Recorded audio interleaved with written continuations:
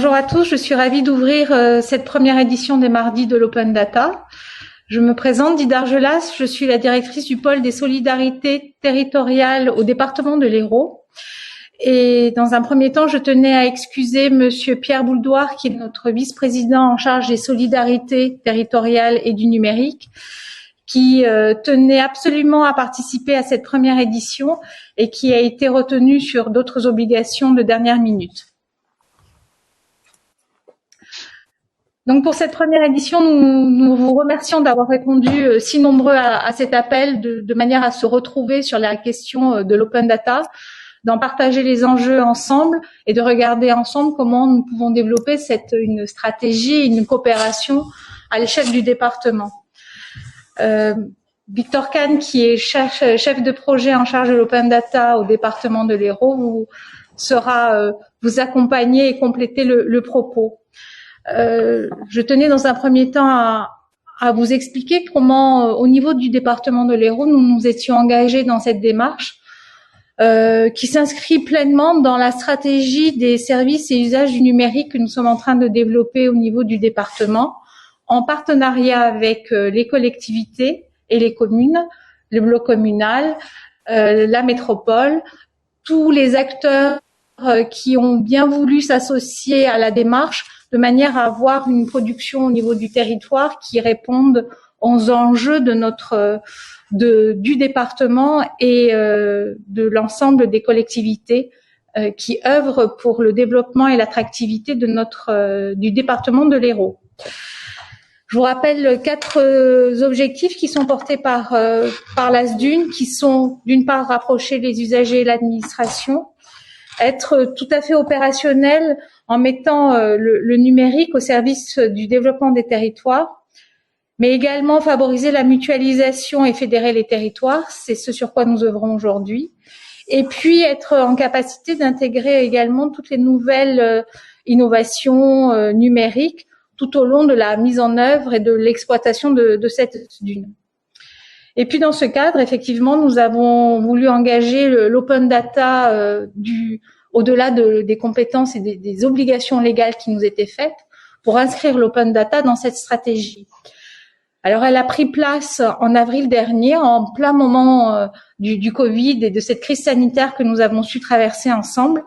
Et elle a montré aussi toute sa place, en fait, au moment de cette crise, en montrant que le partage de la donnée au plus grand nombre, une donnée qui peut être exploitable, qui peut être réutilisable, elle permet aussi d'être vecteur d'innovation, d'une transparence au niveau de l'information. Et du coup, c'est bien dans cette forme-là que nous nous sommes inscrits. Après 6 mois d'exploitation, nous avons mis en place 156 jeux de données, des données qui sont issues des services du département, mais également d'autres directions et d'autres collectivités. Et nous comptons, si je ne me trompe pas, plus de 17 000 utilisateurs qui sont venus sur le site de l'Open Data, donc sur herodata.fr. Aujourd'hui, la démarche dans laquelle nous nous inscrivons pour les mardis de l'Open Data, c'est au-delà des jeux de données qui sont proposés par le département et les services départementaux, c'est partager avec vous les enjeux de l'Open Data et de voir ensemble comment on peut porter une animation à l'échelle du département, animation que l'on souhaite accompagner, d'autant que nous avons reçu un mandat animateur territorial des données via l'association Open Data France. Pour tous ces éléments-là, je pense qu'on a ces 2 heures de temps pour nous permettre d'échanger, de dialoguer et de construire ensemble la démarche collective. Merci à tous. Bonjour à tous.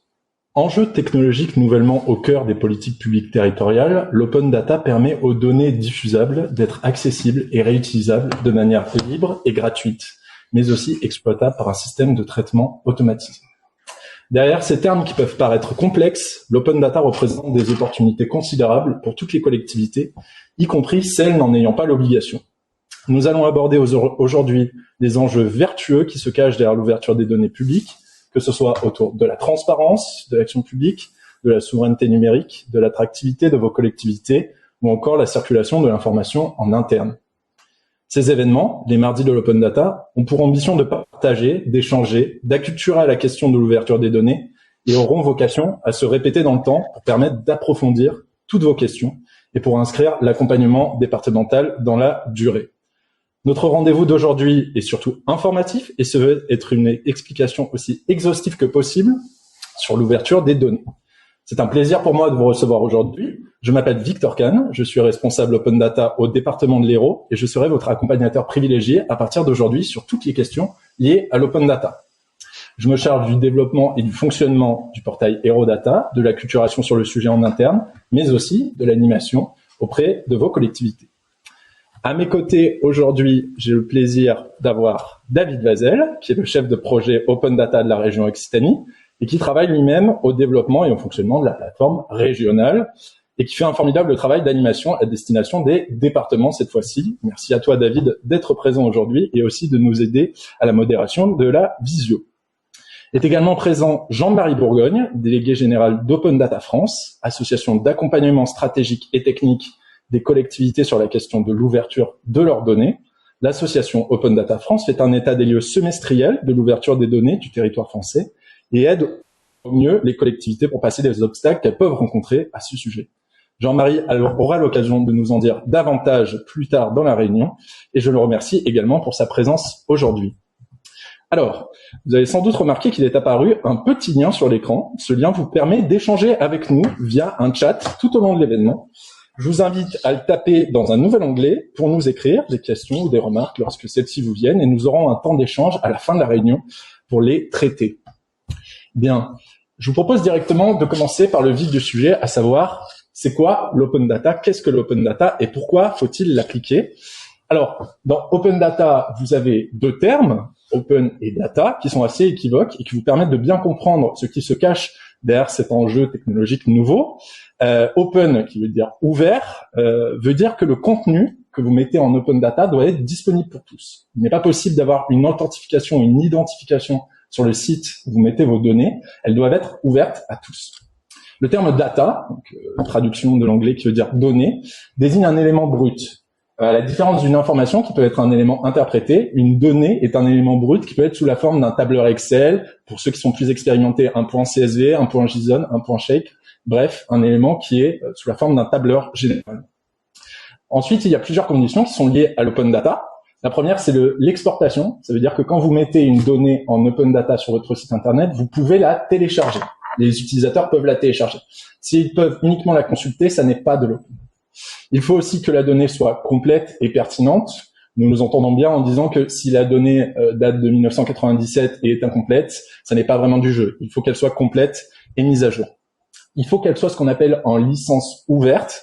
Donc c'est un peu le corollaire du fait qu'elle soit libre de droit. Il ne peut pas y avoir de propriété intellectuelle derrière l'Open Data et nous aurons l'occasion de voir des ateliers plus en profondeur durant les futurs mardis de l'Open Data derrière la problématique des licences. Il faut que, bien entendu, ça soit sans coût. Si c'est ouvert à tous, on ne peut pas vendre les données en Open Data. Il faut qu'elles soient lisibles par une machine. C'est un peu ce que je vous disais par rapport au tableur, c'est-à-dire que les machines peuvent lire, interpréter les données, contrairement à si elles étaient par exemple en PDF. Alors, il y a plusieurs exemples de données en Open Data. Nous pouvons citer à cet égard la cartographie des écoles primaires, les données environnementales, les stations météo par exemple, la gestion des déchets, le compostage, les données également de finances, ça peut être les subventions, le budget, on peut citer aussi les délibérations, tout un tas de données qui sont très intéressantes à mettre en Open Data et sur lesquelles les collectivités ont une source assez inestimable. Alors, si on parle de l'Open Data, dernièrement, c'est qu'il y a une actualité, et cette actualité, c'est une obligation légale.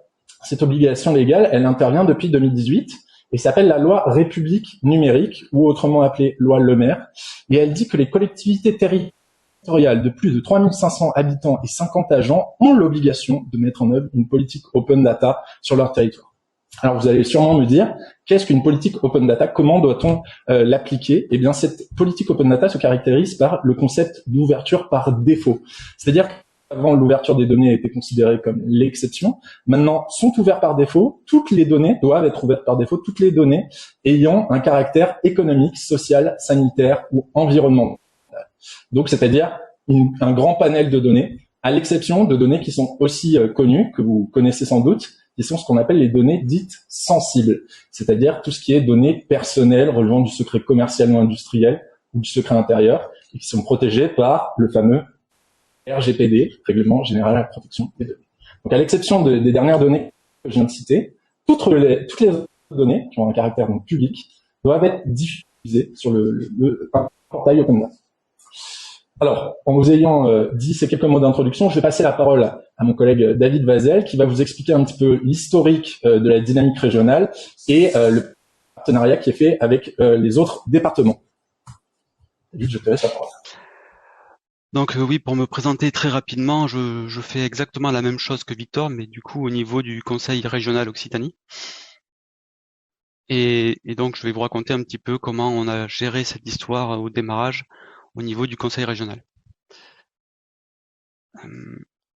Donc on fera ça en deux temps. Je vais vous parler dans un premier temps de l'open data au niveau du Conseil régional en tant que tel, c'est-à-dire les données qu'on a ouvertes en tant que Conseil régional, et ensuite la partie un petit peu plus animation qui correspond à l'open data sur le territoire en Occitanie. Donc, comme vous l'a dit Victor, l'open data est issu de la loi pour une république numérique qui a été proposée en 2016 et donc activée pour 2018. Au niveau du conseil régional, ça s'est traduit par une volonté politique en la personne de Monsieur Montubert, qui est un élu régional et qui a eu la délégation de la présidente pour poursuivre cette politique open data. Il faut savoir par ailleurs que Monsieur Montubert est président d'Occitanie Data et de OpenIG. Et donc la région avait pour volonté de se lancer dans une politique data un peu plus globale que juste l'open data. L'open data était une première pierre à l'édifice d'une politique plus générale pour faire de la gouvernance des politiques publiques par la data. Alors ça s'est traduit par une délibération à l'Assemblée plénière qui nous a lancé sur deux axes que je vous présentais tout à l'heure, c'est-à-dire l'ouverture des données du conseil régional en tant que tel et l'animation de l'open data sur le territoire.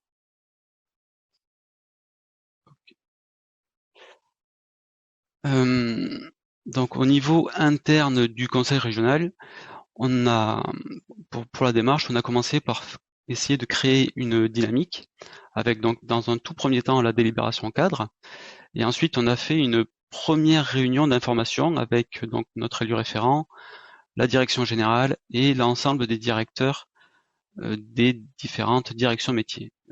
On a fait à peu près ce qu'on est en train de faire aujourd'hui, c'est-à-dire expliquer le sujet, les enjeux, les bénéfices qu'on peut en tirer. Ensuite, on a fait un recensement des données, c'est-à-dire qu'on a eu des entretiens donc un petit peu plus précis avec les directions métiers de la région, avec soit le directeur, soit une personne qui était désignée pour travailler plus spécifiquement sur l'open data quand c'était possible pour les métiers. Le but du jeu, c'était donc d'approfondir un petit peu la connaissance des informations qui peuvent se trouver à la région, dans les différentes directions métiers, ce qu'on peut fournir comme données, les données auxquelles qui pourraient être nécessaires à la direction métier pour améliorer son travail. Et dans un deuxième temps, ça permettait aussi de constituer un réseau de personnes ressources dédiées à l'open data en interne. Une fois qu'on a eu fait ces différents entretiens, il a fallu passer à la partie un petit peu plus opérationnelle du travail, c'est-à-dire récupérer concrètement les fichiers de données, les traitements qu'il fallait mettre en place pour soit les nettoyer, soit enlever de la donnée qui serait pas ouvrable, comme de la donnée personnelle, et voir comment on pouvait automatiser tout ce traitement des données pour pouvoir le mettre à disposition sur le portail Open Data de façon le plus automatique possible pour éviter d'avoir trop de travail supplémentaire pour les équipes. Petit détail supplémentaire, au niveau de la région Occitanie, on a décidé de faire passer en commission permanente, donc devant les élus, tous les jeux de données qui sont proposés à l'ouverture sur le portail Open Data. C'est pas du tout obligatoire d'un point de vue légal, mais c'était une volonté au niveau du conseil régional. Ça permet comme ça d'informer nos élus et de les tenir au courant de l'avancement et de ce qu'on ouvre, de ce qu'on met à disposition du grand public sur le portail Open Data de la région.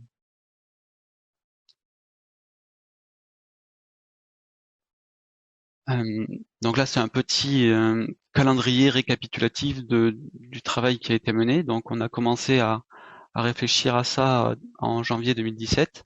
Enfin, pour ma part, je suis arrivé à ce moment-là sur le projet. On a eu notre première délibération cadre en assemblée plénière donc en juin 2017.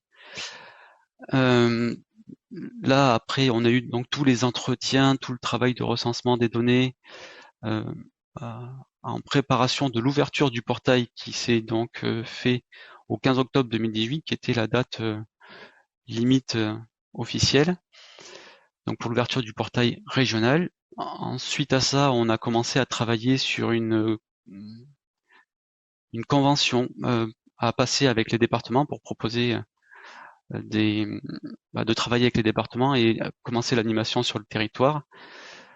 Alors cette convention a été validée en décembre 2018. J'ai pas la date là, mais bon, c'était une assemblée plénière en décembre. Ensuite, on a passé nos premières conventions avec les premiers départements qui avaient notamment travaillé à la constitution de cette convention. Donc ça, c'était juin 2019. Et donc, dans ce qui nous concerne aujourd'hui, c'est l'ouverture du portail donc de l'Hérault qui s'est fait en mai 2020. Il faut savoir que ça a été quand même relativement rapide comparé à tous les autres départements qui ont pu ouvrir en convention avec nous, vu que Victor est arrivé un peu plus tard sur le territoire et sur le projet.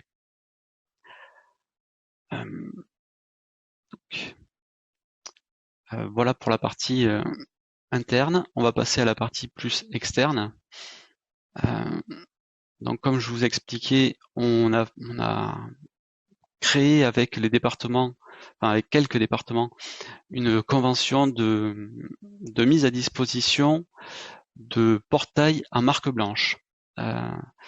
C'est-à-dire que la région a proposé au département des sites web gratuitement et sans obligation d'axe éditorial entre la région et le département. C'est-à-dire que si vous allez sur le portail Open Data de l'Hérault, il n'y a rien qui vous indique que c'est la région qui fournit le portail derrière. Donc voilà, ça c'est le principe de la marque blanche. On propose également donc de la formation, de l'information, donc c'est un peu ce que je suis en train de faire aujourd'hui, et du partage de données, de méthodes, de codes, tout ce qu'on peut avoir de nécessaire au niveau de l'open data. J'ai également donc constitué des groupes de travail entre les départements et la région pour pouvoir échanger sur les expériences de chacun, comment on travaille en interne dans nos différentes collectivités, et voilà, histoire d'avoir une émulsion autour du sujet et que chacun puisse s'entraider. Voilà, il y a également d'autres groupes de travail qui permettent de faire de la mise en commun de données départementales et que j'agrège au niveau régional. On a un premier travail sur les espaces naturels sensibles, et là on a un autre travail sur les stations d'épuration, enfin les données de stations d'épuration, voilà, qui sont des compétences départementales.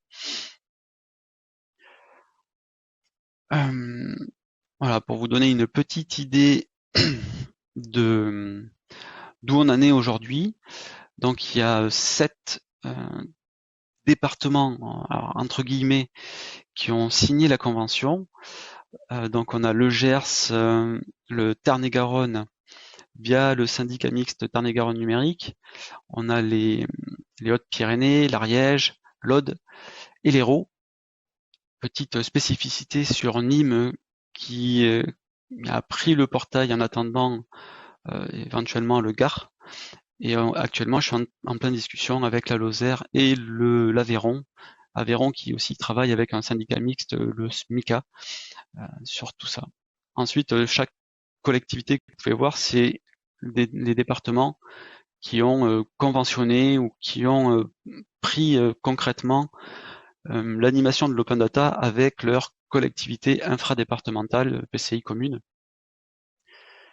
Donc le Tarn-et-Garonne est très représenté puisque c'est un syndicat mixte qui porte cette démarche et qui a déjà plein de personnes qui sont pas abonnés, mais enfin qui sont dans le syndicat.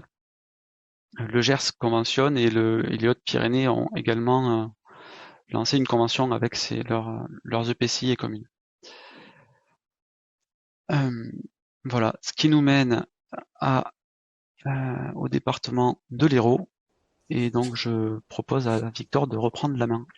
Ouais, je vais reprendre le partage de l'écran. Merci beaucoup, David, pour cette présentation. Je décale ça. Voilà. Donc, tout à fait. Donc, sur la région Occitanie, vous avez pu voir comment David, avait pu obtenir des partenariats, enfin, la situation sur toute l'Occitanie. Sur le département de l'Hérault, donc, vous avez reçu une convention récemment dans chacune de vos communes et EPCI pour partenarier avec le portail Héraudata. Nous en avons reçu quelques-unes, donc les communes de Courgneau, Cabroral, Saint-Étienne-d'Albagnan, Coulombre et Gignac. Alors nous avons conscience qu'il faut parfois un certain délai pour délibérer et que vous attendiez aussi cette animation pour savoir si vous vouliez rejoindre Héraudata. Voilà, et ne paniquez pas, surtout si jamais vous avez déjà envoyé la convention, elle est peut-être encore en chemin. Alors je continue sur Héraudata, sur cette plateforme qui effectivement nous a été offerte par la région, et du pourquoi le choix de cette plateforme.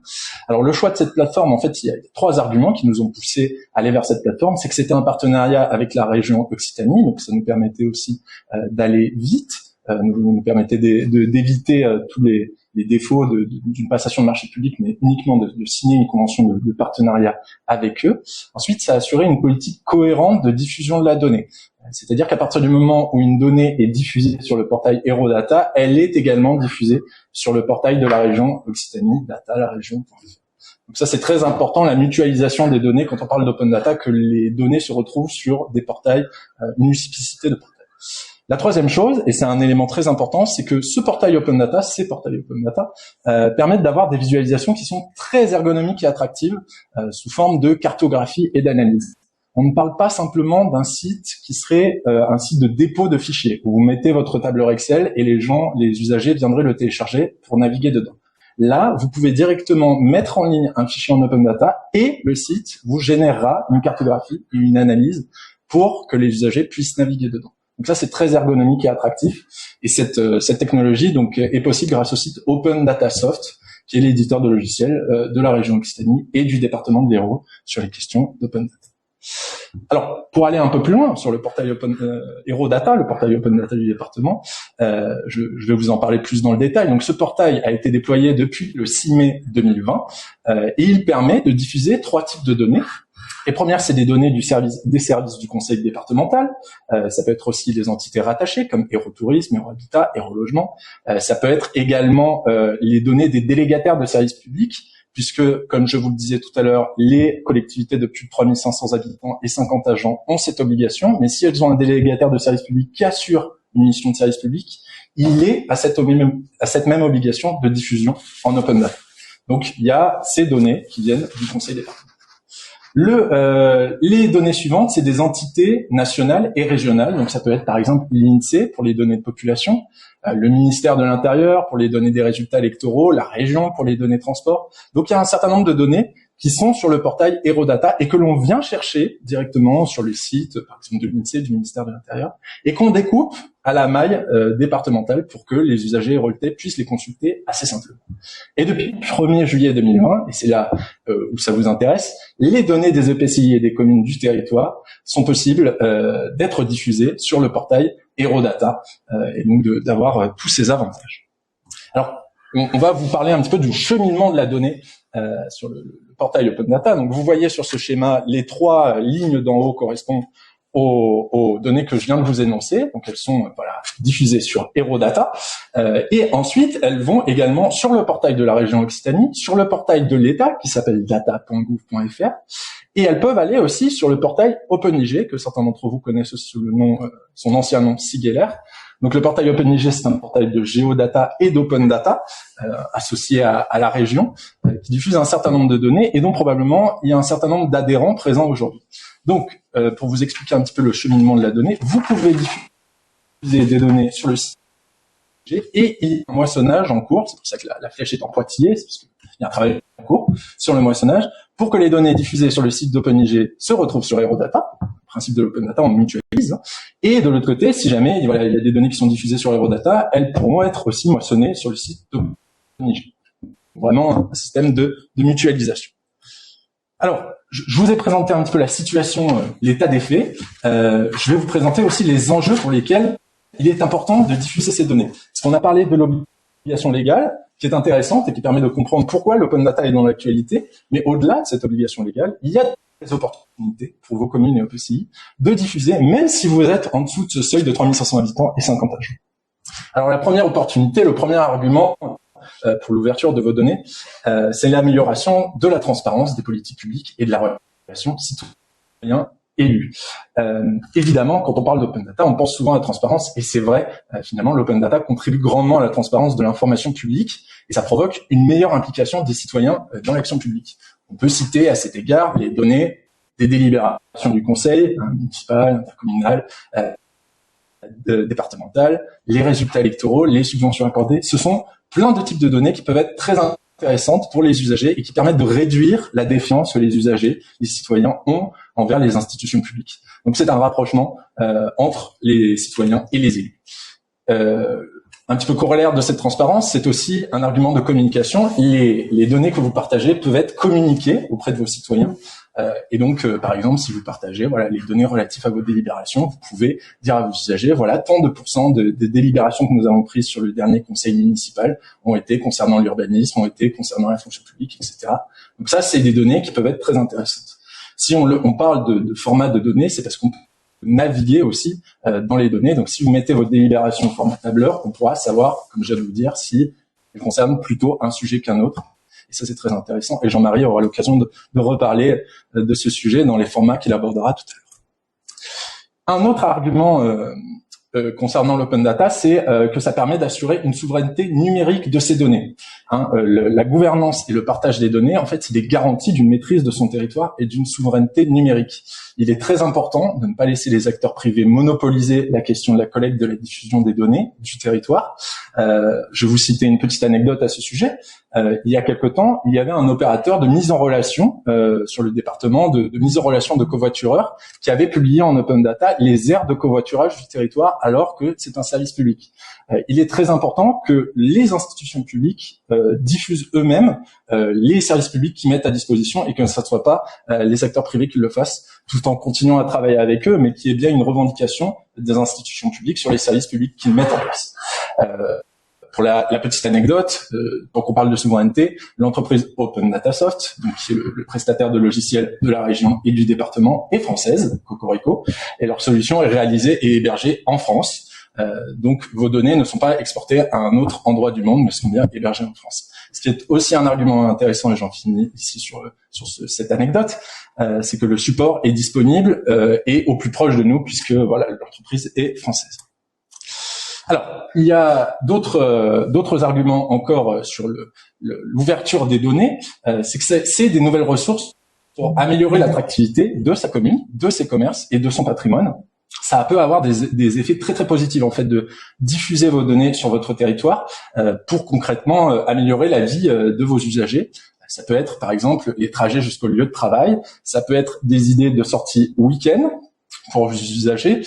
Pour vous citer un exemple, ça peut être un restaurateur qui voudrait savoir s'il y a des entreprises autour de son commerce pour que les salariés viennent déjeuner dans son commerce le midi. Et ça, on peut le savoir, les entreprises du territoire, grâce à l'open data. Donc, c'est des choses qui sont très intéressantes. C'est aussi des ressources qui peuvent intéresser les élus, puisque vous avez un observatoire de la population qui vous renseigne au mieux sur les catégories de population sur votre territoire. Et nous aurons l'occasion de naviguer dedans tout à l'heure. Peut-être, Jean-Marie, est-ce que tu veux compléter cette slide Oui, très très volontiers.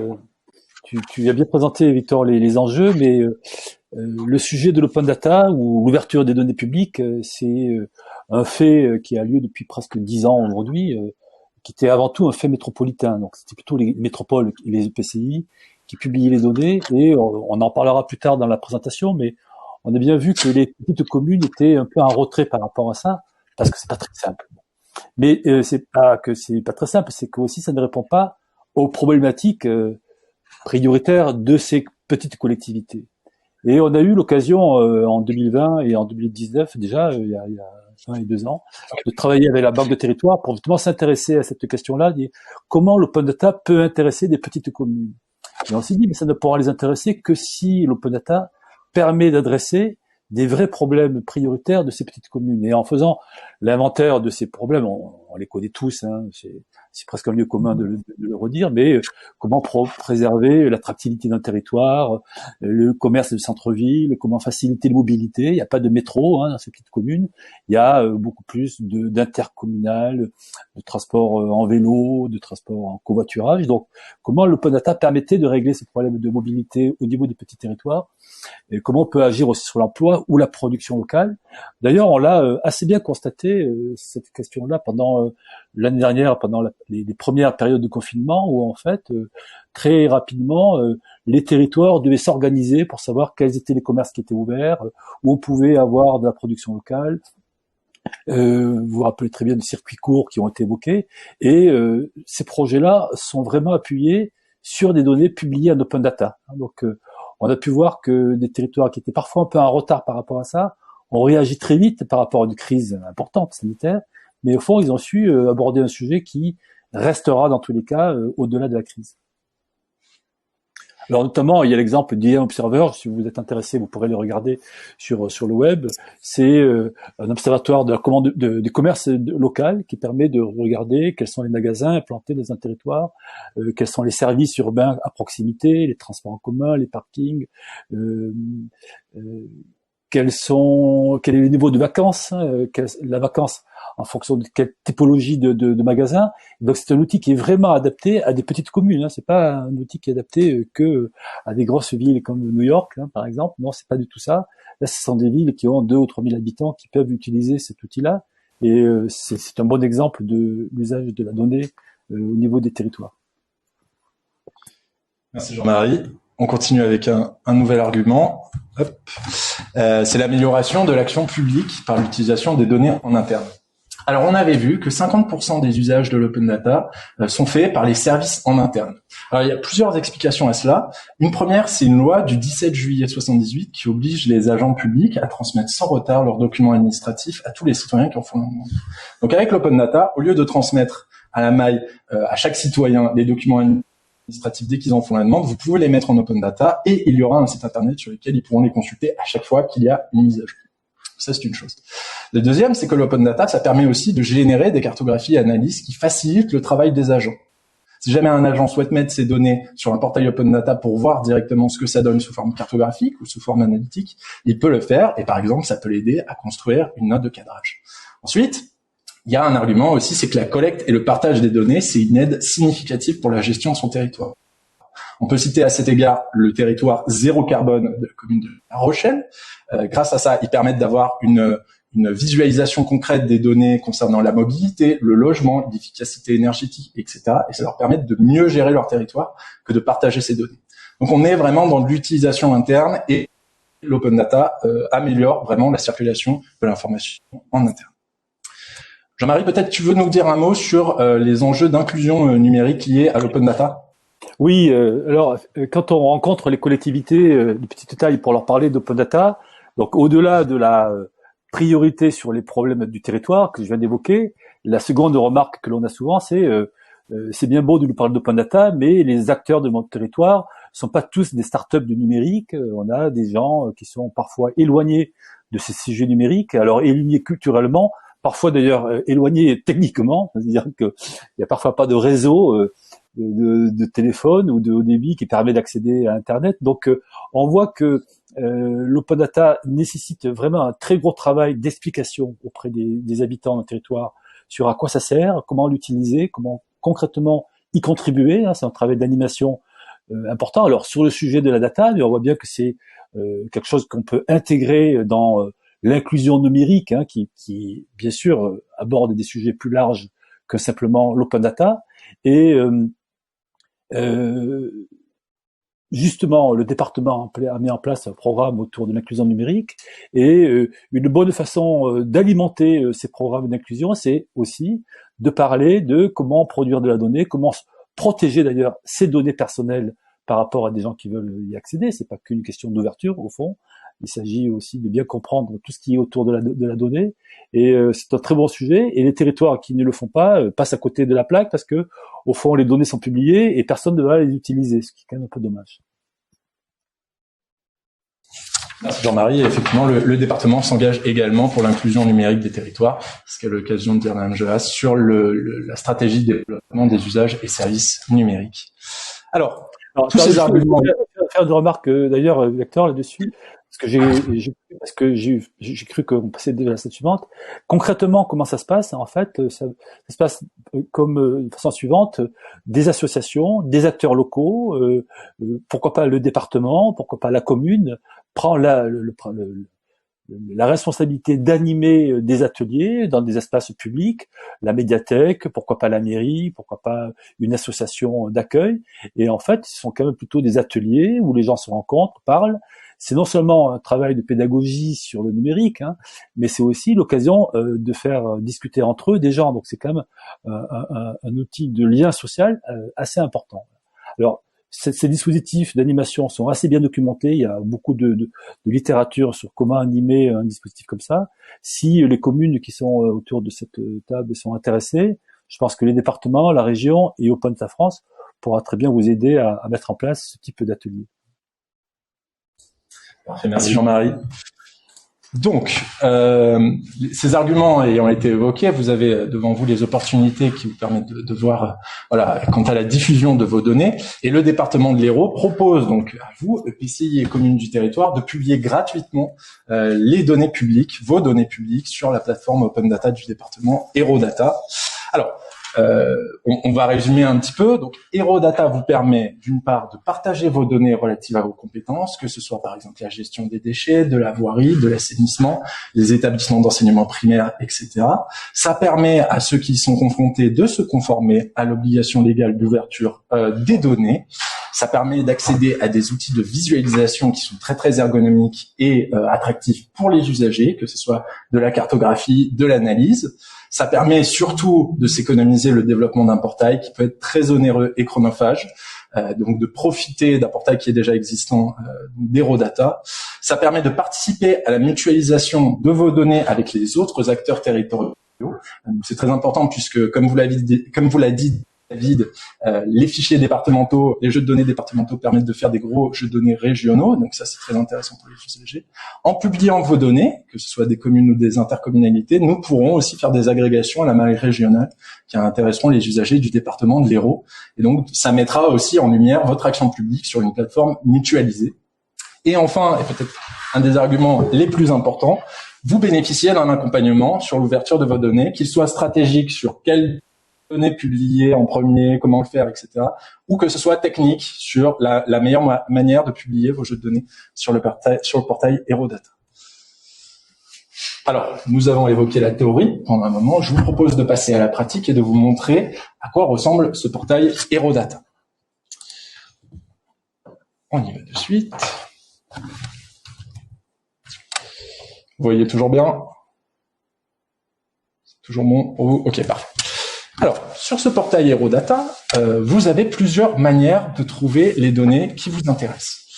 Vous pouvez descendre un petit peu. Vous avez ici un moteur de recherche sur lequel on ira chercher un jeu de données un peu après. Je continue juste la navigation sur la page d'accueil. Donc ici, voilà, si vous tapez un mot-clé, exemple collège public, circuit cyclotouristique, vous pourrez trouver directement le jeu de données correspondant.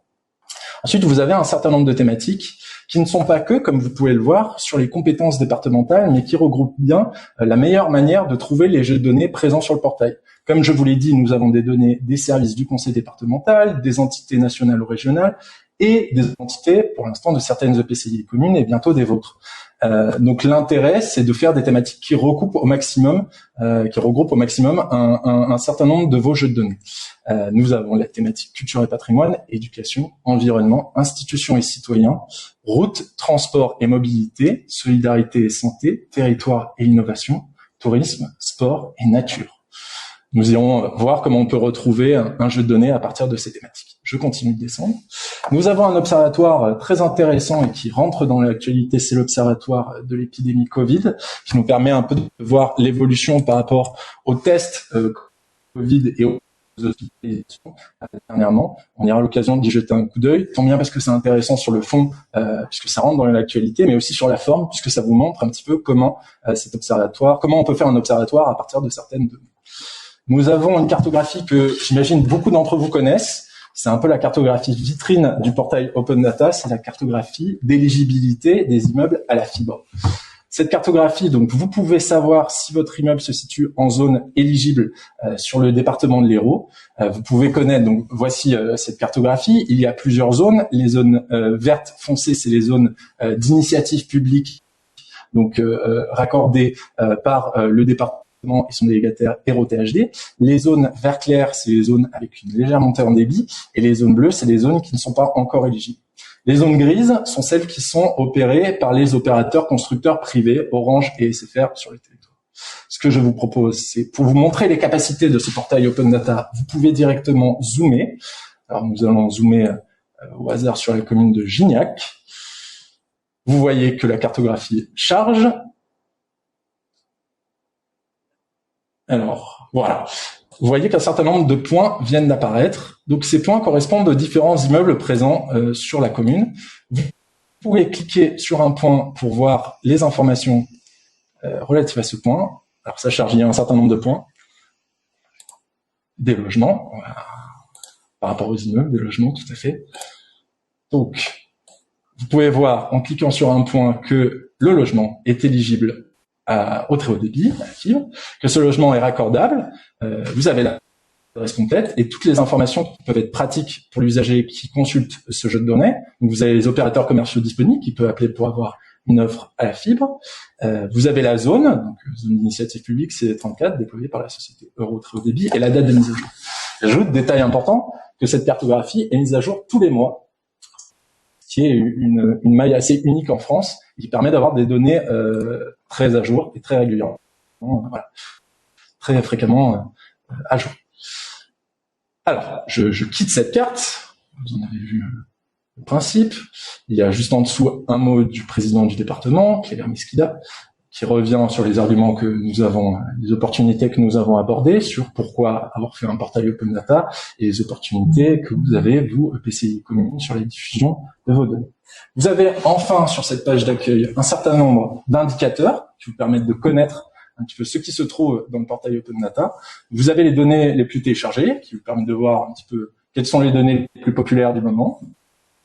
Vous voyez que vous avez les collèges publics de l'Hérault qui ont été téléchargés un certain nombre de fois, les domaines départementaux et espaces naturels sensibles, le déploiement du très haut débit. Voilà, donc ça, c'est des exemples. Vous avez les dernières données qui ont été mises à jour, sachant que vous avez un certain nombre de données qui sont moissonnées en temps réel. Donc, par exemple, et je salue à ce titre Jérémy Valentin, qui est le chef de projet Open Data de la métropole de Montpellier et qui ouvre ces données. Vous avez par exemple les données des parkings publics, des places de parking publics dans la métropole de Montpellier, et ces données, elles sont mises à jour toutes les 10 minutes sur le portail HeroData. Vous avez un certain nombre de chiffres clés qui vous permettent de connaître des indicateurs aussi relatifs à ces jeux de données. Et donc, ce que je vous propose, c'est de vous parler un petit peu de tout ce que nous avons abordé, en commençant par ce fameux observatoire de l'épidémie Covid. Alors, si on va sur cet observatoire, où j'avais cliqué il y a quelques instants, vous pouvez voir qu'il y a un certain nombre d'indicateurs qui apparaissent. Donc ces données, ces indicateurs sont nourris par des données de Santé publique France, qui est un opérateur national, et qui permet de voir directement les données relatives à l'évolution de l'épidémie. Donc vous voyez que vous avez un certain nombre de cadres ici. Les cadres correspondent à la couleur indiquée ici. Donc par exemple, vous voyez bleu clair, c'est avec le nombre de cas positifs au 12 mars 2021. Donc, c'est des données également qui sont mises à jour très fréquemment. Le nombre de tests effectués, donc, vous voyez que ça correspond à ce graphique ici. Juste en dessous, vous avez un graphique relatif à l'évolution des hospitalisations. Donc, vous voyez que, pareil, c'est des indicateurs qui évoluent. Juste en dessous, vous avez la courbe des soins intensifs. Donc, vous pouvez suivre l'épidémie, voilà, depuis mars dernier. Vous avez d'autres types d'indicateurs qui sont également intéressants, le taux d'occupation des lits en réanimation, le fameux R0 que vous pouvez voir en fonction de l'antériorité, le taux d'incidence. Et si vous descendez un petit peu, il y a aussi une cartographie qui est très intéressante, c'est les lieux de vaccination contre la Covid-19 dans l'Hérault. Donc vous pouvez les consulter et voir que vous avez des lieux de vaccination donc, sur le territoire. Si vous cliquez sur une infobulle, vous pouvez directement consulter les détails relatifs à cette infobulle, donc avec le nom du centre de vaccination, l'adresse complète, si c'est accessible aux personnes en situation de handicap, le numéro de téléphone, le lien, donc il y a un lien sur lequel il est possible de réserver directement dessus, etc., etc., et les horaires. Donc, comme je vous disais, c'est un sujet qui est intéressant sur le fond, mais qui vous permet de voir un petit peu tout ce que le portail nous permet de faire en termes de fonctionnalité. Et je m'en vais vous présenter aussi un autre observatoire qui est... Victor, je peux te demander, est-ce que tu m'entends? Oui, je t'entends très bien. Est-ce que tu peux me dire, ces données-là, vous les avez retrouvées où, en fait? Ces données, elles sont fournies par Santé publique France, donc sur data.gouv.fr, et on va les chercher directement tous les jours, en fait. On moissonne ces données tous les jours. Donc, ce sont des données qui sont en open data, que vous avez récupérées et exposées à l'échelle de l'Hérault. C'est ça, exactement. Ça me permet de faire un commentaire sur une autre application de DataVis, bien connue, qui s'appelle Covid Tracker, qui permet de connaître notamment les lieux de vaccination. Et pour le coup, c'est pas une collectivité comme dans le cas de l'Hérault, mais c'est un acteur privé, un développeur indépendant, et qui a dit moi, je ne publierai des données sur ce portail-là que si les données que je récupère sont en open data fournies par l'État, alors qu'avant l'État lui donnait de façon un petit peu discrétionnaire. Il a dit moi, je veux pas de données qui ne sont pas d'open data, je ne publierai que des données, des graphiques qui viennent de données en open data. Donc il a aussi forcé le gouvernement parfois à aller jusqu'au bout d'une démarche quand ces données-là n'étaient pas au départ en open data. Très bien. Effectivement, donc je vous invite à aller voir Covid Tracker, c'est aussi également très intéressant. Je continue sur cet observatoire. Nous en avons un autre observatoire qui est un observatoire de la population, un peu sur le même principe que l'observatoire lié à l'épidémie Covid. C'est un observatoire qui est nourri à partir de données INSEE. Alors cet observatoire est nourri à partir de données INSEE de 2012, en tout cas celui que je vous présente. Nous allons le mettre à jour dans les prochaines semaines, mais ça vous permet de comprendre un petit peu le principe derrière cet observatoire. Donc vous pouvez voir différents indicateurs qui sont très intéressants pour votre commune. Vous avez donc tout ça est découpé à la maille départementale. Donc vous avez la population, les évolutions, les structures de la population, nombre de ménages, population active, ouverture de G3, G4G, nombre d'actifs, sans emploi, les logements, ménages fiscaux. Je me permets de défiler et des indicateurs divers. Ce qui est intéressant, je pense, pour vos communes, c'est que vous pouvez directement taper le nom d'une commune dans le moteur de recherche qui se situe tout en haut. On va taper par exemple la commune de Cabrerols. Sur cette commune de Cabrerols, vous voyez que les indicateurs ont été directement recoupés. Donc, vous voyez la population, le nombre de ménages, etc., etc. Donc ça peut être un indicateur intéressant à consulter. Je vous parlais tout à l'heure de la circulation de l'information en interne. Ça peut être intéressant aussi à consulter pour vous directement en interne. Je continue donc sur ce portail. Nous allons retourner à l'accueil. Je vous parlais tout à l'heure de naviguer directement dans le portail. Vous avez un moteur de recherche qui se situe ici. Je vous propose directement d'aller consulter les aires de covoiturage du territoire. C'est un exemple que j'avais écrit tout à l'heure. Et de consulter le jeu de données qui vient d'apparaître. Ici, aire de covoiturage. Comment se passe la consultation d'un jeu de données ? Vous avez en premier lieu accès à une visualisation qui s'appelle tableau et qui est un tableur en fait finalement, comme si vous voyiez directement un tableau Excel. Vous pouvez voir différentes colonnes pour cet exemple, donc l'identifiant, le nom de l'aire, la commune, la route, et ça va être après des données qui seront surtout intéressantes pour les personnes travaillant dans ce domaine. Donc vous voyez que ça se présente exactement sous la forme d'un tableur Excel. Quand vous avez mis en ligne ce type de données, vous pouvez cliquer sur l'indicateur carte, l'onglet carte qui est ici, et directement vous verrez comme tout à l'heure une carte avec un certain nombre de puces, vous voyez là, qui correspondent à chaque aire sur le territoire. Vous pouvez cliquer dessus et directement vous tomberez sur les informations présentes dans le tableur sous forme d'infobulle. Ça c'est également une visualisation qui est très intéressante pour les usagers. Vous pouvez continuer avec la visualisation qu'on appelle analyse, qui est en fait des statistiques. Et là, par exemple, j'ai choisi de regarder combien il y avait par commune d'aires de covoiturage sur leur territoire. Là, vous voyez qu'il y a une liste de toutes les communes sur lesquelles il y a une aire de covoiturage, et vous voyez que celles qui en ont qu'une, c'est les premières barres, et celles où les barres sont un peu plus longues, il y en a deux. Voilà pour ces trois onglets. Je vais un peu dans le technique et je m'en irai aussitôt. Sur les formats des jeux de données, pour ceux qui sont un peu plus experts de la donnée, le portail Open Data est très intéressant également puisqu'il convertit automatiquement tous vos jeux de données. C'est-à-dire qu'à partir du moment où vous mettez votre jeu de données, prenons un exemple en Excel sur le portail Open Data, il va être converti en CSV, en JSON, en GeoJSON, etc. Puisqu'il y a des usagers qui préfèrent télécharger pour certains et télécharger dans un jeu de données, dans un format de données qui est plus, qui leur correspond plus qu'un autre. Donc, vous avez cette possibilité de convertir directement les jeux de données. Je me permets un petit détail. Vas-y, David. D'information, ça propose des formats géographiques parce que dans la source, il y a des données géographiques. S'il n'y a pas de données géographiques au départ, ça n'en crée pas. Donc, vous avez que les formats de fichiers dits à plat, CSV, JSON, Excel. Voilà. Juste un petit détail. Tout à fait, mais tu as raison de le dire. Effectivement, si vous mettez en ligne vos délibérations, il n'y aura pas directement des formats géographiques. Alors, il y a également un onglet que l'on appelle Information. Cet onglet Information, c'est basiquement la description de votre jeu de données. Donc, vous voyez là, vous aviez compris que c'était la position des aires de covoiturage. Ça peut être une information qui est plus longue. Voilà, si le jeu de données est un peu complexe, si jamais il y a besoin d'expliquer les colonnes, les champs du jeu de données. Vous avez l'identifiant du jeu de données qui vous permet de le retrouver dans le moteur de recherche, le nombre de téléchargements, la thématique, donc là elle est classée dans route, transport et mobilité, les mots-clés. Vous voyez par exemple si j'avais tapé voiture dans le moteur de recherche, j'aurais pu tomber sur ce jeu de données. C'est important de donner le maximum de mots-clés possible à un jeu de données. Les licences ouvertes, donc c'est un peu la condition pour un usager de pouvoir réutiliser cette donnée. On y viendra dans un atelier futur dans les mardis de l'Open Data. La langue, donc en français, la date de modification, 4 novembre 2020, et le producteur, très important. Voilà, ces deux informations sont très très importantes. Vous pouvez également suivre les mises à jour, et dès que le jeu de données sera à jour, il y aura un petit mail qui vous sera envoyé pour vous dire voilà, le jeu de données est à jour. Vous pouvez directement le consulter. Voilà pour l'exploration d'un jeu de données. Je vous propose de vous en montrer un dernier, et ça sera presque la fin de cette démonstration. Donc vous pouvez chercher un jeu de données dans les thématiques, comme promis. Vous pouvez aller dans culture et patrimoine, par exemple. Et là, imaginons, je souhaite consulter les données relatives aux monuments historiques. Donc je peux descendre directement dans le portail, aller tomber sur les immeubles protégés au titre des monuments historiques. Donc c'est une donnée qui est fournie par le ministère de la Culture.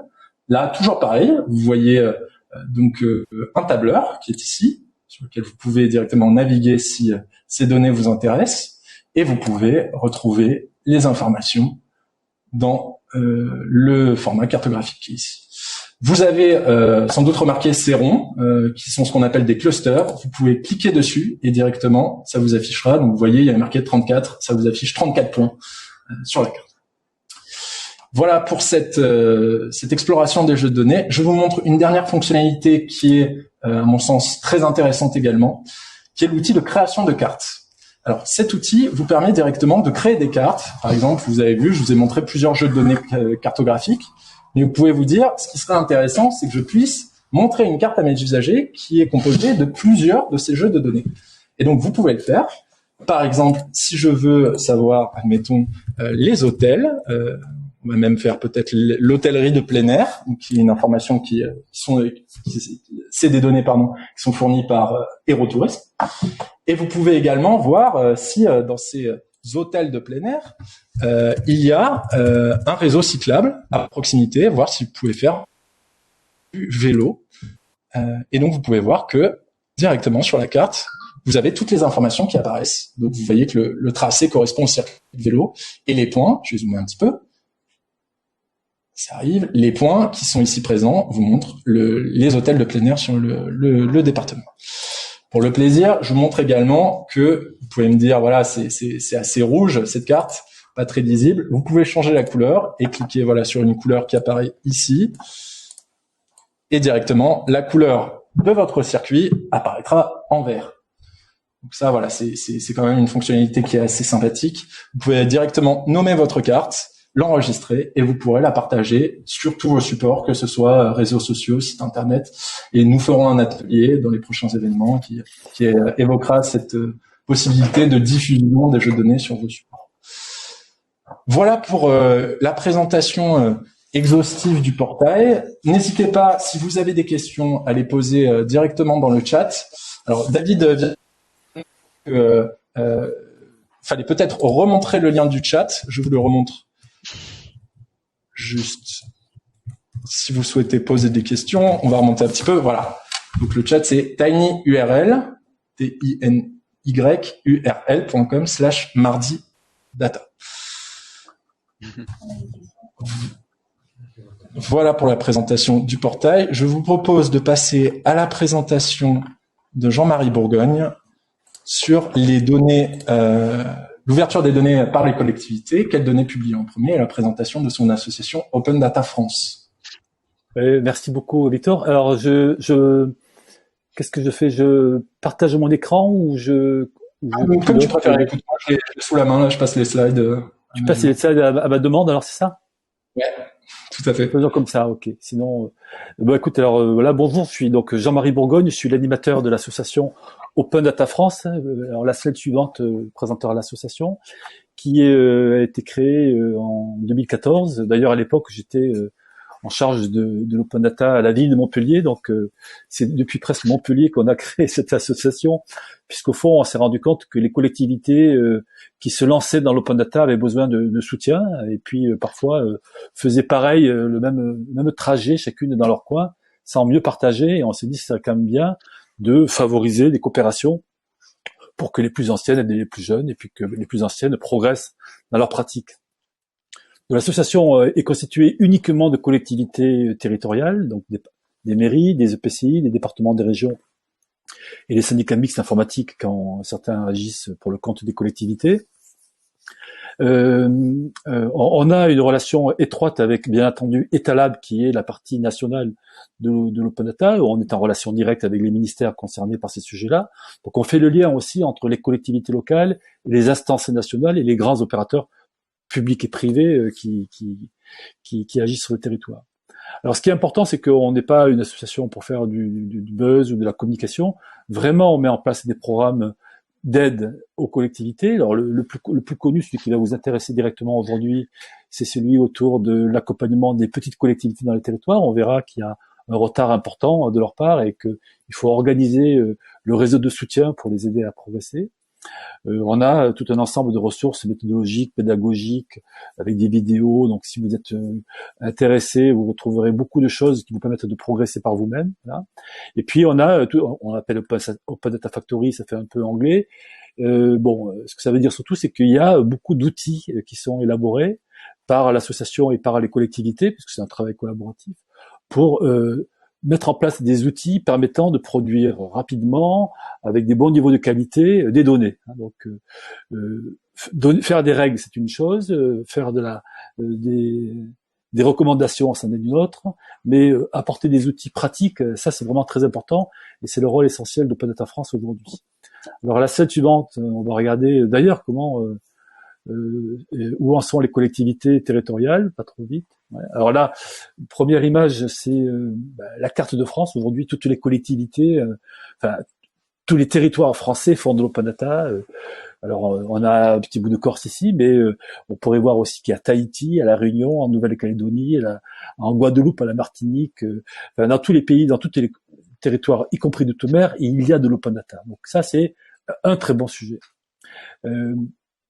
Ensuite, on voit sur le graphique en bas à droite on était à fin décembre, le chiffre on ne voit pas bien, mais c'est 600 collectivités qui font de l'open data. Donc on voit quand même que c'est pas réservé à quelques collectivités, 600 collectivités, c'est déjà beaucoup. Et de ce point de vue-là, la France est sans doute au meilleur niveau mondial en termes d'ouverture des données venant des collectivités. Mais si on regarde ce que dit la loi, alors la loi a mis un seuil à 3500 habitants, elle aurait pu mettre un seuil à 20 000 habitants. Bon, elle a mis à 3500 habitants parce que c'est un seuil qu'on rencontre par ailleurs souvent sur d'autres sujets. Et il y a 4600 collectivités qui ont plus de 3500 habitants. Ce qui fait que les 600 collectivités qui sont ouvertes, c'est bien, mais en fait, il y en a quand même quasiment 4000 qui ne sont pas ouvertes, c'est-à-dire à presque 10% des collectivités qui en ont l'obligation et qui pourraient y trouver beaucoup d'opportunités, ne le font pas. Alors, si elles ne le font pas, c'est pas parce qu'elles sont mauvaises, parce qu'elles n'ont pas envie, c'est que probablement c'est un sujet qui ne les concerne pas directement. On en a parlé tout à l'heure, elles ont peut-être d'autres priorités. Et par ailleurs, c'est un sujet qui est pas très simple malgré tout, il faut faire les choses bien. Et donc, on peut pas s'y engager aussi facilement quand on est dans une commune de 3000 habitants que quand on est une métropole avec une DSI de 40 personnes. Forcément, la personne qui va s'occuper de ça, c'est quelqu'un qui le fera avec d'autres missions, pas forcément avec la compétence. Et donc, ce graphique-là montre l'importance de l'accompagnement qui doit être mis en œuvre, ce qui d'ailleurs motive et la région et le département de l'Hérault à accompagner ces communes. Alors, dans la slide suivante, on va regarder un petit peu quelles sont les collectivités qui sont précisément en difficulté. Alors, sans surprise, plus la collectivité est grosse et plus la collectivité fait de l'open data parce que elle en a les moyens humains et financiers, pour faire assez simple. Toutes les régions font de l'open data. Aujourd'hui, les 2/3 des départements font de l'open data en France. Toutes les métropoles font de l'open data. Les grosses agglomérations en font. Donc, on voit que c'est quand même prégnant. Dès qu'on est en dessous de moins de 10 000 habitants, 50 000 habitants, alors là, il n'y a plus beaucoup de collectivités, donc ça explique vraiment ce constat du retard. Alors, on a aussi fait un peu le travail de regarder comment ça se répartit au niveau régional. Bon, il se trouve que l'Occitanie, et c'est pas pour faire plaisir à mes amis de la région ni du département, mais il se trouve que c'est l'Occitanie qui est aujourd'hui a le plus de collectivités qui font de l'open data. Alors, c'est dû à quoi? C'est dû au fait qu'il y a un programme régional qui fait un soutien sur tout le territoire, qui s'appuie sur des départements qui sont plus ou moins actifs. Et il y a précisément en Occitanie au moins 4 ou 5 départements qui font vraiment un très gros travail d'accompagnement local. On le voit dans le cadre d'Open Data local. Et puis au sein de ces régions, il y a 2 gros pôles métropolitains, Montpellier et Toulouse, qui non seulement publient les données de leur territoire, mais aussi accompagnent toutes les communes limitrophes à l'open data, et Montpellier, par exemple, la métropole Montpellier accompagne les 32 communes au sein de l'agglomération sur ce sujet-là. Donc ça a créé à la fin un vrai travail collectif qu'on retrouve assez naturellement dans le nombre de collectivités. Plus de 100 collectivités font de l'open data dans la région d'Occitanie. Voilà, ça c'est le premier constat qu'on peut faire. Alors on va regarder ensuite qu'est-ce qu'on peut faire d'autre comme constat sur l'observatoire des collectivités locales. Victor, si tu veux bien me passer la slide suivante. Alors, on va... Dis-moi, Jean-Marie, la slide suivante, on est sur Open Data Local. Ouais, très bien, parfait. D'accord, ok. Hop, oula. Voilà. Alors, Open Data Local, voilà, on bouge pas, on va rester comme ça. Open Data Local, c'est quoi? Vous l'avez compris, c'est que pour répondre à ce constat du retard des petites collectivités et des difficultés que ces petites collectivités rencontrent par rapport à l'ouverture des données publiques, on a mis en place un dispositif d'accompagnement local, donc le département, la région, les métropoles s'en chargent au niveau local. C'est un réseau animé. Aujourd'hui, il y a 30 d'animateurs régionaux qui, au niveau national, donc du nord de la France au Grand Sud. Et ces animateurs-là partagent aussi leurs bonnes pratiques, la façon dont l'Hérault est arrivé à transformer un petit peu cette difficulté-là, elle le partage avec les départements de Côte d'Armor et réciproquement, Côte d'Armor nous fait profiter de ces meilleures pratiques que demain on peut utiliser dans d'autres territoires. Donc ça, c'est un réseau qui est vraiment très important. Et ces acteurs, de façon quasiment unanime, ont des démarches, comme on vient de le voir ici dans le cas de l'Occitanie de l'Hérault, une plateforme technique mutualisée pour les acteurs, et assez souvent opérée par la région, une animation départementale ou métropolitaine selon l'endroit où on se trouve, de l'accompagnement, du coaching, de l'animation. Donc ce sont des sujets très importants. Alors on en parlera tout à l'heure peut-être, le département de Haute-Garonne qui est allé plus loin puisqu'il a même proposé des outils de production, de saisie des données quand les collectivités avaient un tableau Excel ou pas un document en texte pas tout à fait fini. Eh bien, on peut même aller sur des outils qui aident vraiment à produire des données de qualité. On en reparlera un petit peu après. Voilà pour Open Data Local, et donc l'Hérault est reparti sur la saison 3 avec nous. Et alors on va garder cette slide-là qui est intéressante, qui est la question de la qualité. Alors le premier constat, c'est le retard des petites collectivités, on l'a vu. Le second constat, c'est que quelle que soit la collectivité, les petites, mais surtout les plus grosses, qui font beaucoup de données, la qualité des données qui est publiée n'est pas suffisante, n'est pas satisfaisante en fait. Même, on le dit pas assez, mais c'est la vérité. Quand on regarde les données qui sont publiées, parfois, on est un peu déçu par ce qui s'y passe. Et la qualité, c'est non seulement un vrai problème de réutilisation, mais c'est aussi un problème d'image. Si vous publiez des mauvaises données, des mauvaises données, on va se dire ces gens-là, est-ce qu'ils ont bien travaillé, pourquoi c'est comme ça. Alors, la qualité dans l'absolu, ça n'existe pas, mais en fait, il y a quand même des façons de la faire progresser progressivement. Et donc, on va regarder comment on peut essayer de progresser sur les données en allant à la slide suivante. La slide suivante, elle dit, bon, la qualité, au fond, c'est par rapport à un usage. Et la qualité des données qu'on va publier, on va d'abord se poser des questions, mais quelles sont les données qu'on a publiées précédemment? Et pourquoi on a fait ce choix-là? Alors, on pourrait avoir comme critère, par exemple, je ne publie que des données dont je peux garantir une parfaite qualité. C'est un critère comme un autre, mais c'est pas ce qu'on utilise en général. On fait le chemin dans l'autre sens. On se dit, est-ce que je vais publier les données que, par exemple, d'autres collectivités qui ont la même taille que moi, qui ont la même situation géographique et sociale que moi, publient? On fait du benchmarking par rapport à nos collectivités. Ça, c'est quelque chose que les gens font souvent, et peut-être que c'est une bonne façon de le faire. On peut aussi se dire quelles sont les données que les habitants demandent. Et certaines collectivités démarrent un projet Open Data en faisant une forme d'enquête locale, en disant mais, si j'ai publié des données, qu'est-ce que vous aimeriez voir en priorité? Alors ça a vraiment un intérêt, ça, parce que ça évite de publier des données qui n'intéressent personne et de créer une frustration par rapport aux utilisateurs. Donc il y a certaines collectivités qui publient qu'un seul jeu de données parce que c'est la donnée qui a été le plus demandée. Sur le menu des cantines, par exemple, ils voulaient savoir qu'est-ce que les enfants mangeaient à midi au restaurant.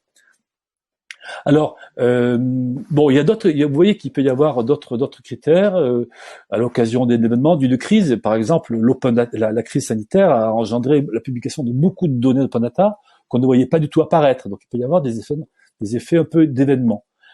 Certaines collectivités, et si vous demandez à un DGS ou un directeur juridique ou un élu, quel serait son critère, lui, il pourrait dire, moi, je veux surtout me blinder d'un point de vue juridique. S'il y a des données qui sont vraiment très importantes, où il y a un cadre juridique encore beaucoup plus contraignant que la loi publique numérique, sur les marchés publics, sur la commande publique en général, eh bien, je vais publier ces données-là en priorité. Bon. Alors, quand on a fait ce travail-là, et chacune de ces méthodes vaut est respectable, puis je peux citer aussi celle sur les projets stratégiques de territoire.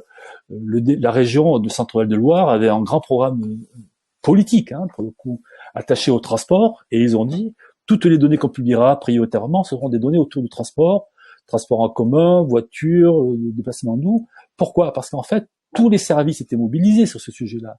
Et donc, le chef de projet Open Data, ou le chef de projet Open Data, je sais pas, le responsable de ce sujet-là, il avait naturellement l'écoute de tous les services, parce qu'il y avait vraiment une volonté d'un élu, du maire, de la maire, pour porter un sujet stratégique de territoire. Donc, identifier aussi sur votre territoire quels sont les sujets que le maire vraiment veut porter dans sa mandature. Et là, vous allez trouver beaucoup de moyens d'obtenir les données que vous voudriez publier. Alors, une fois qu'on a fait ça, je pense que la slide suivante doit montrer quelque chose qui a été fait, c'est que on s'est intéressé aux données qui étaient publiées le plus généralement par les collectivités. Vous voyez, je fais la liste des 10 jeux de données qu'on a trouvé le plus fréquemment.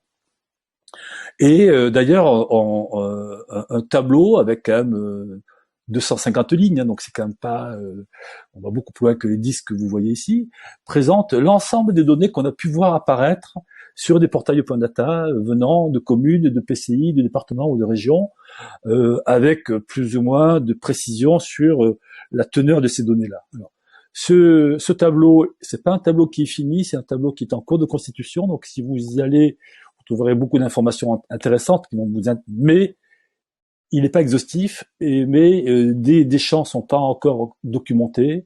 Parfois, on pourrait donner plus de précision sur des exemples qui sont aujourd'hui encore un peu manquants. Donc, considérez que c'est un document qui est malgré tout en cours. Alors, dans cette slide, on voit que dans les top 10 des données répertoriées, il y a une petite étoile. Eh bien, cette petite étoile, ça veut dire qu'au fond, considérant que ces données-là étaient très souvent répertoriées, publiées, soit parce que le maire le demandait, soit parce que les citoyens le demandaient, soit parce qu'il y avait des obligations particulières, on s'est dit, eh bien, faisons en sorte que ces données-là soient considérées comme prioritaires, faisons en sorte que ce soit le socle commun que des données publiques. Si on doit en publier 10, on va d'abord taper dans ces 10-là, par exemple. Et non seulement on décrit d'où viennent ces données, qu'est-ce qu'elles portent comme information, mais on décrit aussi les formats dans lesquels on va les trouver. Et définir les formats, c'est très important parce que quel que soit le territoire où vous allez chercher ces données-là, d'abord, vous avez des bonnes chances de les retrouver parce qu'elles sont prioritaires, et vous allez les trouver au même format. Donc, vous allez pouvoir les assembler, les comparer. Si vous développez un service, avoir une application qui vous permet de les lire sans devoir les retravailler. Et donc, la normalisation permet aussi d'avoir un référentiel de qualité qui permet de dire à ce jeu de données-là, est-ce qu'il correspond au standard, au format catalogué, normalisé, et si oui, très bien, et puis sinon, qu'est-ce qu'il y aurait comme travail à faire pour le corriger. Donc, on est parti de ça pour identifier des standards. Alors, je pense que la slide suivante doit toucher un mot du standard.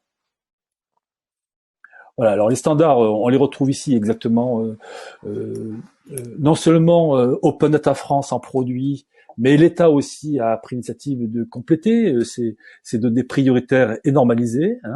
Dans chacun de ces champs, de ces données-là, on y trouvera une description du contenu, des formats, des conditions de production, des exemples, parfois des outillages de production.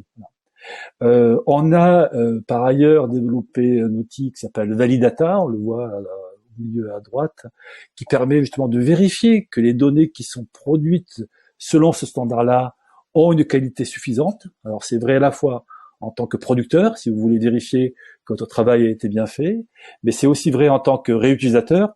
Si vous voulez récupérer les données venant de la commune d'à côté sur un sujet que vous devez comparer, vous pouvez vérifier que cette donnée-là, elle a un niveau de qualité suffisant pour pouvoir être traitée. C'est le premier point. Il existe une application, j'en parlais tout à l'heure, D-Line, peut-être que Thierry Martin qui est présent en parlera si le temps le permet, ou qu'il y aura un atelier qui permettra de le faire ultérieurement, mais c'est un outil qui est en libre service, qui est donc gratuit, sur Internet, qui ne demande aucun outil particulier sur son ordinateur, et qui permet de saisir des données qui sont déjà normalisées. Donc, pas toutes pour l'instant, mais dans quelques-unes parmi la liste qui est au-dessus, en particulier le menu de la restauration collective, donc le menu des cantines, les équipements, les délibérations et les subventions. Voilà, on a quelques jeux de données qui sont déjà outillés de ce point de vue-là.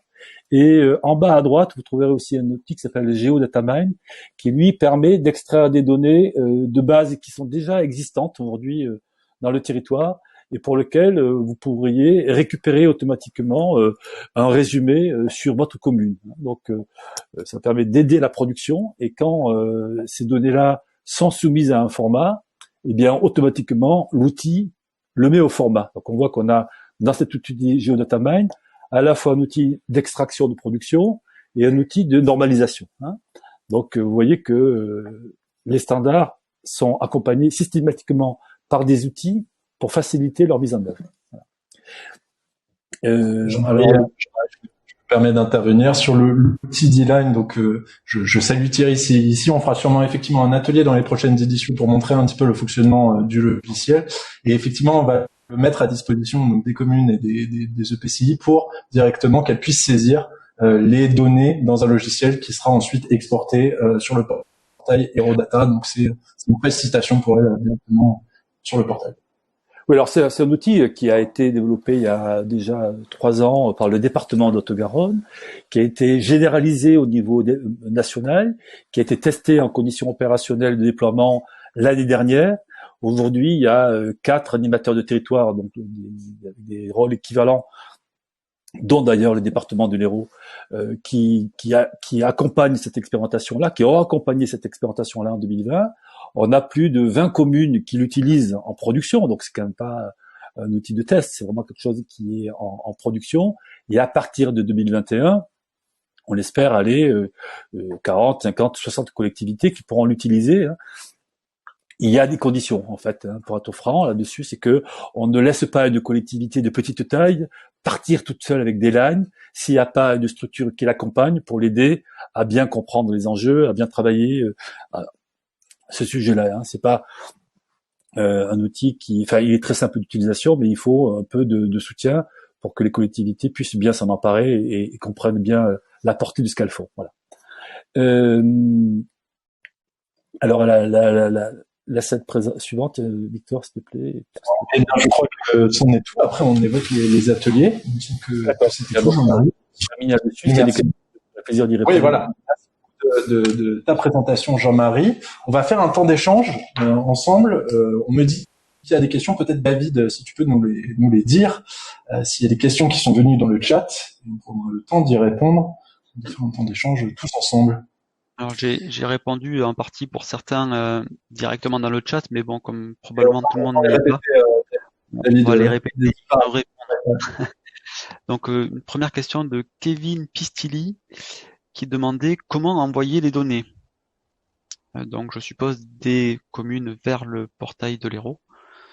Donc oui, alors on peut envoyer les données. Il y a plusieurs moyens d'envoi des données. Soit vous pouvez les envoyer par mail, me les envoyer par mail directement et on les mettra sur le portail Open Data.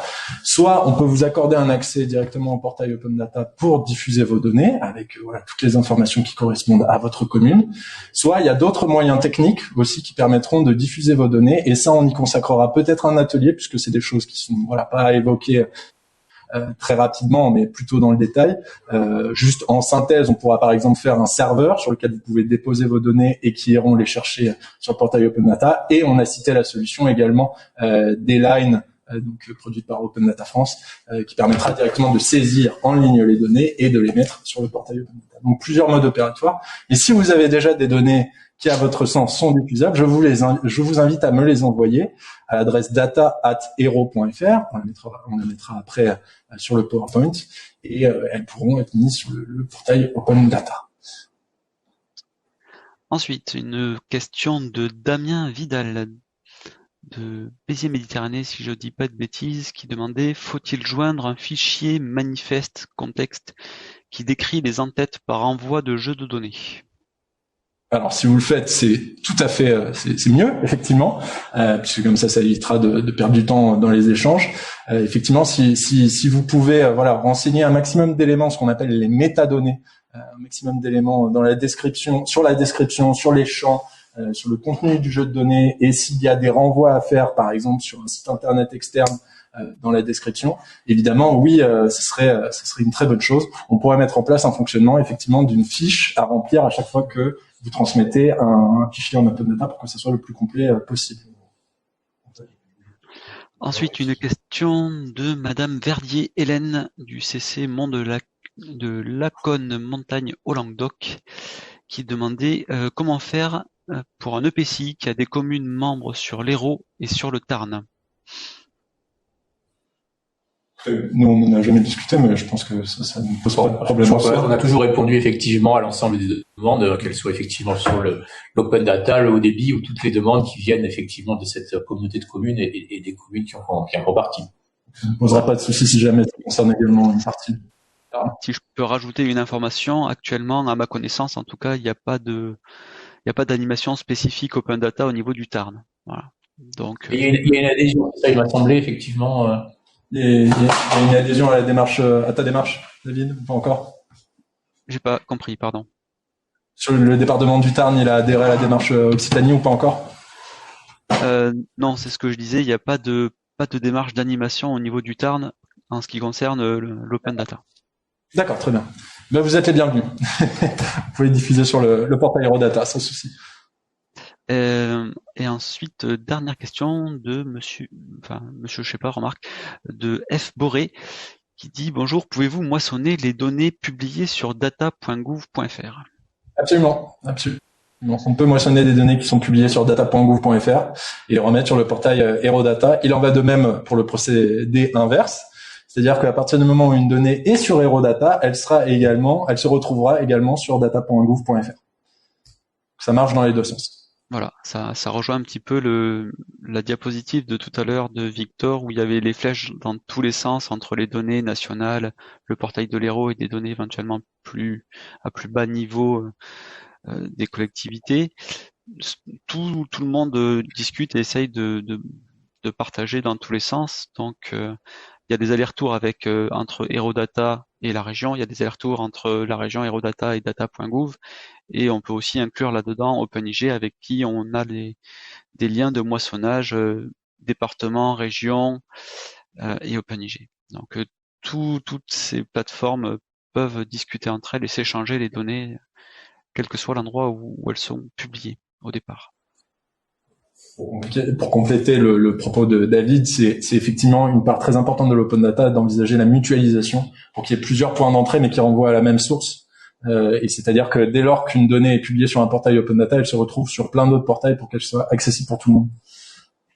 Donc effectivement, c'est redistribué sur DataGouv, le portail de la région, OpenIG et sans doute d'autres portails qui réutiliseraient les données. Très bien. Une autre question qui vient de tomber de Pascal Castaldi qui demande nous envoyons déjà les données à la métropole de Montpellier. Doit-on également vous les adresser? Alors, on a sûrement Jérémy Valentin qui est peut-être présent et qui voudra compléter ma réponse. N'hésite pas à le passer en présentation s'il est là. Pour le côté de l'Hérault, on se veut complémentaire avec la plateforme Open Data de la métropole. On peut moissonner complètement des données qui proviennent de la métropole de Montpellier. C'est d'ailleurs déjà le cas. On prend des données de la métropole de Montpellier pour les mettre sur le portail Open Data du département de l'Hérault. On en parlait tout à l'heure avec les places de parking public.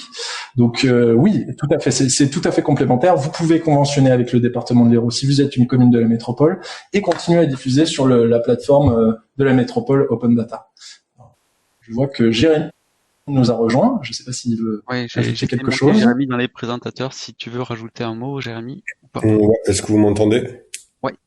Très bien. Oui, c'est pour compléter le propos de Victor. C'est tout à fait possible. Les données peuvent être sur le portail de la métropole et apparaître, être référencées, moissonnées sur le portail du département pour augmenter leur visibilité. C'est tout à fait possible. Très bien. Merci Jérémy. Et j'en profite pour dire sûrement des prochains ateliers pour montrer un petit peu le portail aussi de la métropole et montrer un petit peu les complémentarités qu'il peut y avoir entre nos deux portails.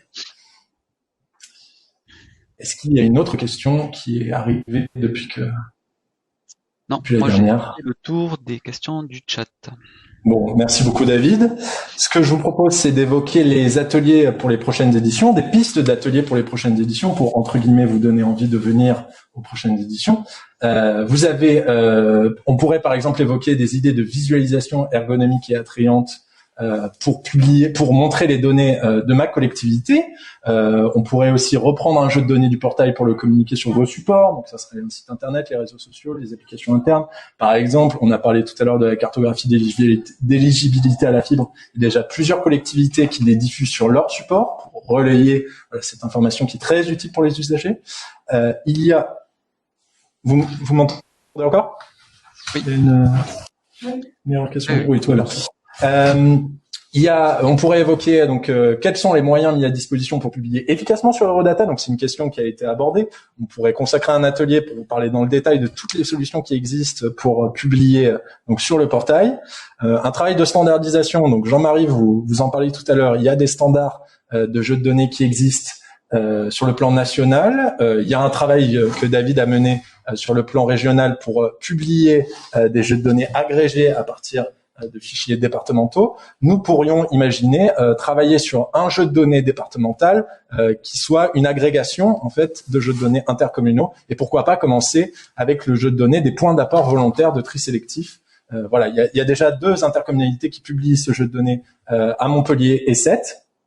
Donc sur le territoire, ça pourrait être intéressant d'avoir un maillage complet du territoire, donc de toutes les intercommunalités, pour que tous les usagers qui le souhaitent puissent savoir où est-ce qu'ils peuvent déposer leurs verres, déposer leurs textiles, déposer leurs papiers, cartons, etc. Il y a aussi, on pourrait faire un atelier qui s'appellerait J'ai des données, mais je ne sais pas comment les extraire, quel travail mener. Alors Jean-Marie, je ne sais pas si tu l'as évoqué, mais fait un travail avec des prestataires donc qui travaillent avec les collectivités pour que des données puissent être exportées directement en open data et mises en open data. Peut-être que si tu veux évoquer rapidement le travail que tu mènes auprès d'éditeurs de logiciels à ce propos. Oui, attends, je mets mon micro. Oui, alors en fait, on a évoqué tout à l'heure rapidement avec GeoDataMine des outils d'extraction de bases géographiques comme OpenStreetMap. Okay. On a un projet en cours en ce moment qui sera livré fin mars où on va automatiser l'extraction de données qui sont présentes dans des bases nationales, des données qui ont été fournies par les collectivités au niveau national, qui restent au niveau national et qui ne reviennent pas dans la collectivité. Donc on va pouvoir les retrouver en les découpant au niveau de la commune, de l'EPCI ou du département. C'est vrai sur la base Sirène, c'est vrai sur les budgets des collectivités, c'est vrai sur pas mal de sujets en fait. C'était une idée qu'on avait imaginée il y a déjà 4 ans, mais qu'on avait mis du temps à vraiment lancer. Ça sera disponible dans quelques jours, quelques semaines. Et par ailleurs, certaines collectivités utilisent des outils, des logiciels spécialisés de collectivités. Donc, on va acheter des logiciels auprès d'éditeurs spécialisés. Certains connaissent Berger-Levrault, GFI, voilà. Et on est en train de travailler avec ces éditeurs pour que les données que ces applications-là produisent puissent être exportées en open data, sans demander à la collectivité d'avoir à les reprendre, les nettoyer, les compléter, les normaliser. Hein. Et notamment, on a donné tout à l'heure l'exemple du menu des données de menu de cantine. Il y a 4 ou 5 grands éditeurs sur la place nationale sur ce sujet-là qui fournissent des collectivités. Toutes n'utilisent pas des logiciels, certains le font avec un tableau, hein, tout simplement, mais certaines utilisent des logiciels. Et bien, sur ces 5-là, on en a 4 qui ont contribué avec nous à l'élaboration du standard, vont intégrer un module Open Data à l'intérieur de leur logiciel et permettront aux collectivités qui sont clientes de ces suites-là de pouvoir appuyer sur un bouton et produire automatiquement la donnée en Open Data et l'envoyer sur le portail Open Data qu'on lui aura désigné. Donc, on voit que la production des données sera facilitée par ce type d'outillage. Merci Jean-Marie. Donc voilà, on aura l'occasion de revenir sur cet atelier sûrement dans des prochaines éditions. On pourra également évoquer des présentations de cas d'usage de partage de la donnée, hein, par exemple avec l'outil D-Line dont on vient d'évoquer et qui a été mis en place par le CD31, et leur utilisation par d'autres collectivités. Il y a une grosse communauté de réutilisateurs sur le portail de la métropole, donc on pourra voir avec Jérémy Valentin qui vient de prendre la parole, toutes ces réutilisations. Après, il y a aussi un atelier qu'on pourrait faire, c'est comment les usagers s'approprient les données, des exemples de réutilisation de données publiques de certaines collectivités. Ça rejoint un peu ce que je viens de proposer sur l'atelier précédent. Et enfin, mais ça reste des idées non exhaustives, il pourrait y en avoir des nouvelles au fur et à mesure du temps. Quelle licence d'ouverture pour mes données? Donc c'est un axe que j'ai pas trop évoqué aujourd'hui puisqu'on rentre dans un petit peu les détails juridiques autour de l'ouverture des données. Mais quelle licence choisir pour l'ouverture des données? Et ça dépend un petit peu de quel type de données on veut ouvrir et de comment on veut qu'elles soient réutilisées par soit des réutilisateurs particuliers, soit des entreprises privées. Donc ça, c'est une question aussi qu'il faudra évoquer dans les prochains ateliers. Je crois qu'il y a eu des nouvelles questions, David. Est-ce que tu me confirmes? Oui. Alors, une nouvelle question qui est une grande question je sais toujours pas, monsieur ou madame Gonzalez de Mons, qui nous dit « Bonjour, que faire pour la publication des données mettant en valeur un territoire communal mais dépassant le champ de compétences de la commune? Exemple, données liées au stationnement ou au tourisme. Est-on légitime au niveau communal pour les diffuser, notamment si elles ne le sont pas déjà par les structures référentes dans le domaine ?» Alors, il y a plusieurs éléments de réponse. Je pense que si le jeu de données, je pense par exemple au niveau du tourisme, est déjà publié par le département, c'est plus intéressant d'avoir sans doute une maille départementale et de découper à l'échelle de sa commune si jamais il y a des données qui sont intéressantes à ce niveau-là. Je pense que le plus gros, si la maille est plus grosse, c'est plus intéressant pour les usagers puisqu'ils peuvent naviguer entre les différentes communes proposées par le département. Après, je vous réponds comme ça. Après, peut-être Jean-Marie, tu as des des expériences, des cas d'usage sur des communes qui ont publié des jeux de données qui n'étaient pas forcément dans leurs compétences? Ça s'est trouvé assez fréquemment. Moi, je pense que ça pose pas de problème si les données qui sont publiées sur un territoire qui est voisin ne sont pas par ailleurs l'objet d'une publication par le territoire qui est qu'à côté. Parce que dans ce cas-là, on risque d'avoir deux flux de données, un venant de la collectivité qui est la plus légitime et une autre venant depuis la collectivité qui croyait bien faire. Donc, à partir du moment où les collectivités s'assurent que le périmètre est bien traité par l'un ou par l'autre, qu'il n'y a pas doublon, voire conflit, parce que après, il peut y avoir des données qui sont pas les mêmes, et du coup, on va dire qui a raison. Si c'est bien géré, il y a aucun souci. On l'a vu souvent, hein, parfois, des métropoles publier les données de transport, des circuits de vélo. En fait, c'était une compétence souvent communale. Et donc, on avait les vélos ou les parkings qui s'arrêtaient exactement à la limite d'une ville et on voyait pas comment ce circuit de vélo continuait. Et bien qu'à la métropole publier les données des circuits de vélo, on pouvait avoir une couverture totale sur le PCI, ce qui avait vraiment du sens pour quelqu'un qui faisait du vélo. Même si les communes dans le PCI auraient pu poser la question à la métropole, mais de quoi vous vous occupez quand vous publiez les données qui... Bon, donc ces problèmes-là, sauf s'il y a vraiment de la mauvaise foi, où là on va pouvoir se discuter, mais s'il y a une envie de bien faire, il n'y a aucun problème pour qu'on publie une donnée qui va au-delà de ses compétences. Si on en a la compétence, si on publie des données de qualité, hein, c'est ça qui est important, et qu'on s'est bien assuré que ça posait pas de problème, de collaboration. Je pense que tu le dis bien, effectivement, faut voir si ça ne pose pas de conflit, si ça a un intérêt réel pour le territoire, finalement. Ouais. Si la donnée existe déjà à la maille départementale, comme ça elle est plus complète, on peut la découper et la partager à l'échelle de sa commune. Donc, je pense que c'est ça qui est potentiellement la solution la plus intéressante. Je pense qu'on a à peu près tout vu, des propositions d'ateliers. N'hésitez pas dans le chat si vous avez des idées d'ateliers à venir à les noter. On en prendra note et potentiellement qu'on les évoquera après. Les prochaines éditions seront plus interactives potentiellement. Vous pourrez intervenir à l'oral sur les prochaines. Ici, on était plutôt dans l'acculturation globale et dans l'information autour de l'open data, ce qui justifiait qu'on avait des présentations qui étaient plutôt verticales entre guillemets. Néanmoins, voilà, on se veut pour les prochaines éditions être plus interactif et vous permettre d'intervenir pour parler de vos leviers d'opportunités ou de vos blocages quant à l'open data dans vos territoires. Je vais laisser à Madame Dierges conclure l'événement. Ah, pardon, j'ajoute qu'il y a quelques références pour aller plus loin. Bien sûr, je ne sais pas si on l'a précisé avec David, mais l'événement est enregistré, donc nous aurons l'occasion de vous l'envoyer et de vous le partager si jamais vous voulez le rediffuser à des personnes qui n'ont pas pu être présentes.